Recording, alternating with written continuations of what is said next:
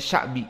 Dan Imam Ahmad tadi mengatakan syariba al-ilma syarban, bahwa dia mengambil ilmu, meminumnya dengan minuman yang banyak.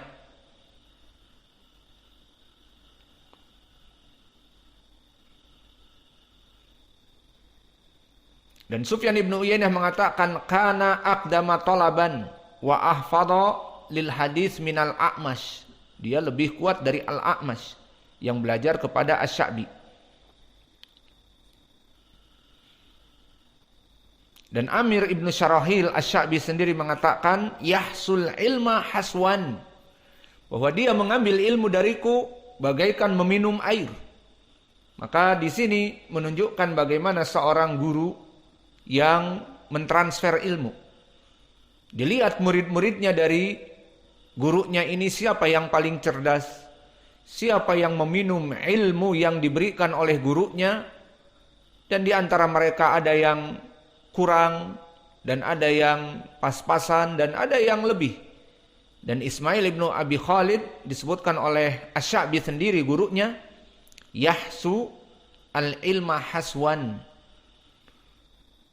Maka semoga Allah menjadikan kita semua orang-orang yang bisa mengambil faidah di dalam majelis-majelis kita.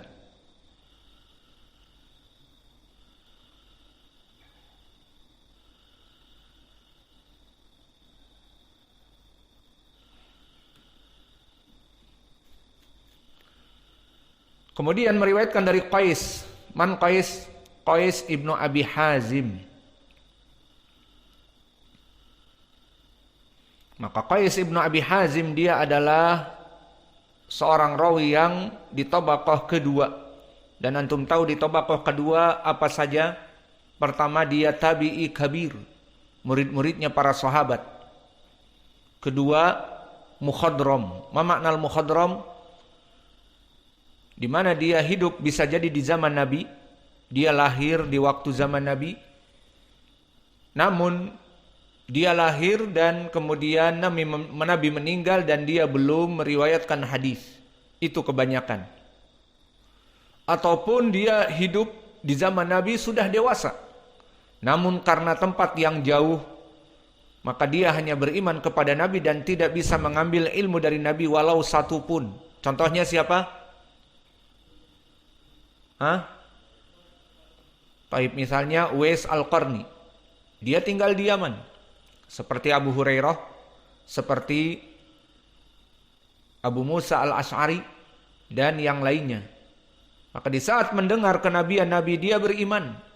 Namun Uwais Al-Qarni ingin mendatangi Nabi ke Madinah, maka dia mempunyai ibu yang harus dia menjaganya. Dan tidak ada orang lain menjaga ibunya. Maka akhirnya dia di sini tidak pernah mendengar hadis dari Nabi. Dan Allah dan Rasulnya maha tahu. Allah maha tahu dan Rasulnya, Nabi Muhammad diberikan ilmu oleh Nabi, oleh Allah, bahwa Nabi Muhammad mengatakan kepada Umar, jika telah meninggal Nabi Muhammad, dan mengatakan akan datang Uwais Al-Qarni, dilaqabi oleh Nabi sendiri dengan Sayyidut Tabi'in. Maka Uwais Al-Qarni dimasukkan kepada kelompok tabi'in karena tidak mendengar dari Nabi. Yang mendengar dari Nabi dan hidup bersamanya dan membela agamanya para sahabat radhiyallahu anhum.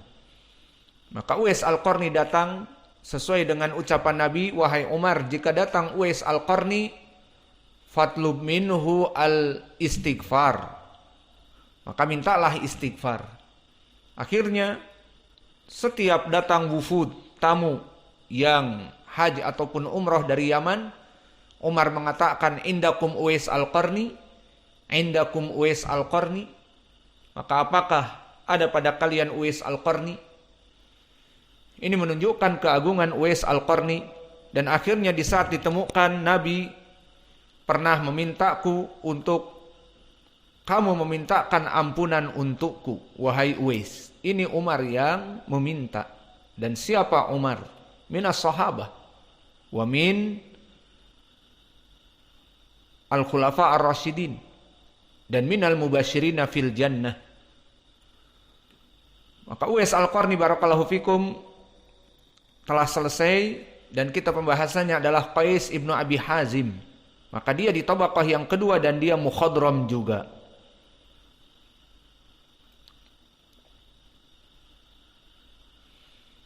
Maka dia disikohkan oleh para ulama seperti Abu Daud mengatakan ajwadu tabi'in isnadan. Dia adalah orang yang paling bagus sanadnya kepada para sahabat dan kepada Nabi. Maka muridnya Ismail ibnu Abi Khalid jika meriwayatkan dari Qais ibnu Abi Hazim memujinya dengan haddatsani al-Astawanah. Maknanya annahu fi thiqah mithlul Astawanah kana sabtan. Maknanya Ismail ibnu Abi Khalid selalu memuji gurunya jika meriwayatkan sanad dari gurunya, maka dia mengatakan haddatsani al-Astawanah. Astawanah adalah suatu alat untuk mengukur dari air yang tinggi dan sebagainya, maka dia berdiri dengan kokoh bagaikan tiang yang berdiri dengan kokoh. Untuk mengetahui debit air, maka ditancapkan istawanah dengan nomor-nomornya seperti di tempat irigasi dan sebagainya, agar diketahui debit air berapa nanti dikucurkan ke desa sebelah, ke irigasi-irigasi yang lain. Dan ini disebutkan oleh para ulama kenapa Ismail ibnu Abi Khalid menyebutkan istawanah, karena dia bagaikan benda yang ditancapkan kokoh dan kuat, dan begitupun hafalan dia seperti istawanah, sangat kuat.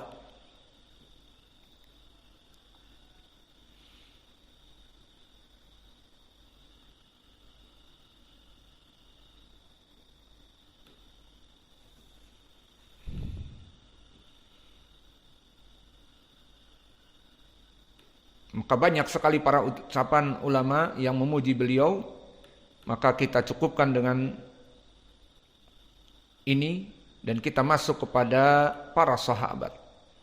Maka sahabat di dalam hadis ini adalah Al-Mughirah ibnu Syu'bah, dan dia meriwayatkan hadis yang mana hadis ini hadis asalnya mutawatir, datang dari berbagai sahabat, di antaranya Al-Mughirah ibnu Syu'bah fi Sahihain dan yang lainnya, sekitar 8-9 sahabat, di mana Rasulullah sallallahu alaihi wa ala alihi wasallam bersabda, la yazalu min ummati qaumun dhahirina 'alan nas hatta ya'tiyahum amrullah. Hadis ini asalnya hadis yang disebutkan oleh Imam Al-Bukhari di kitab Al-I'tisam, dan lafadznya lebih dari panjang dari ini. Disebutkan la yazalu min ummati dhahirina 'alal haq la yadurruhum man khalafahum wa khadalahum ila yaumil qiyamah wa hum saghirun. Dan di sini disebutkan la yazalu min ummati qaumun dhahirina 'alan nas. Makna hadis ini barakallahu fikum menyebutkan tentang at-Taifah al-Mansurah. Siapa itu at-Taifah al-Mansurah? Kelompok yang ditolong. Mansurah ditolong oleh Allah. Dan keberadaan mereka exist, akan selalu ada. Dan fungsi mereka ada menyebarkan ilmu dan dakwah dan menjelaskan kepada manusia jalan yang benar. Karena setiap zaman dan setiap waktu akan ada kelompok kufar dan ada kelompok ahlul bidah. Dan akan ada kelompok at-Taifah al-Mansurah sesuai di dalam hadis ini. La yazalu min ummati qaumun dhahirina 'alan nas. Bahwa akan selalu ada di zaman orang-orang ahlu sunnah yang sengaja oleh Allah hidupnya, dia menuntut ilmu, kemudian mengajarkan ilmu dan mengamalkannya, dan memberitahukan kepada manusia ini yang benar dan ini yang salah. Maka mereka selalu ada. Sesuai ucapan Nabi ini, la yazalu min ummati qaumun dhahirin. Makna dhahirin, mereka akan selalu ada dan menang. La yadurruhum man khalafahum, di riwayat yang lain, maka tidak akan peduli dan menghancurkan mereka musuh-musuh mereka dari orang Yahud dan Nasara, apalagi kelompok ahlul bid'ah yang ada pada zamannya. Maka kelompok Taifah al-Mansurah ini di zamannya akan dihina, akan dilecehkan, akan dikucilkan, agar manusia menjauhinya. Namun itu semua, kata Nabi, la yadurruhum, tidak akan mempengaruhi keadaan mereka, dan mereka selalu ada setiap zaman. Maka Taifah al-Mansurah ada dalam setiap kurun waktu. Maka para a'imah yang kita baca sekarang, mereka adalah Taifah al-Mansurah di zaman mereka. Maka di zaman Nabi, para sahabat, dan di zaman para tabi'in berkelas-kelas, tabi'in kabir seperti tadi Uwais Al-Qarni, Sa'id ibnul Musayyib, dan juga di dalam sanad ini yang mana dia murid Asy-Sya'bi, Ismail ibnu Abi Khalid, dan kemudian generasi yang setelahnya tabi'in shagir, Qatadah, Mujahid, Atha ibnu Abi Rabah, dan yang lainnya. Kemudian dari zaman tabi'i kabir seperti Imam Malik, Syu'bah ibnul Hajjaj, Sufyan Ats-Tsauri, dan yang setelahnya tabaqah yang ke-8 misalnya Imam Asy-Syafi'i, muridnya Imam Malik, dan juga Abdullah ibn Mubarak dan Abdullah ibn Wahab. Dan begitu pun di bawahnya lagi tabaqah yang ke-10 misalnya Imam Ahmad, muridnya Imam Asy-Syafi'i, dan yang sekelasnya seperti Ishaq ibn Rahawayh, Yahya ibn Ma'in. Kemudian yang setelahnya ini contoh saja, banyak kita kalau sebut akan habis waktu, mungkin sampai zuhur. Dan begitu pun di zaman setelahnya di bawah Imam Ahmad misalnya Imam Al-Bukhari, dan di zamannya ada Imam Muslim dan Abu Hatim dan Abu Zur'ah, dan setelahnya Imam Muslim muridnya, dan juga para kutub as-sittah selain Al-Bukhari dan Muslim seperti Abu Daud dan An-Nasa'i dan At-Tirmidzi dan Ibnu Majah dan seterusnya. Kemudian bagaimana di zaman now? Naam, di zaman now. Dari yang telah meninggal di zaman now seperti Syekh kami Mukbil dari At-Taifah al-Mansurah, Syekh Al-Albani, Syekh Ibnu Baz, Syekh Ibnu Utsaimin rahimahumullah, dan yang masih hidup sekarang seperti Syekh Saleh Fauzan dan Syekh Rabi Al-Madkhali dan Syekh Muhammad Ibnu Hadi Al-Madkhali, dan para masyayikh yang masih hidup yang berjuang. Maka mereka la yazalu min ummati qaumun dhahirin, mereka akan tetap jaya alan nas, dan terus ada mengajari manusia. Sampai kapan? Di sini juga penting. Hatta ya'tiyahum amrullah, sampai datang kepadanya hari kiamat. Dan poin pendalilan di sini adalah kalimat amrullah, sampai datang keputusan Allah, sampai datang perintah Allah, hari kiamat. Dan awas, yang kami inginkan sampai kiamat maknanya sebelum hari kiamat.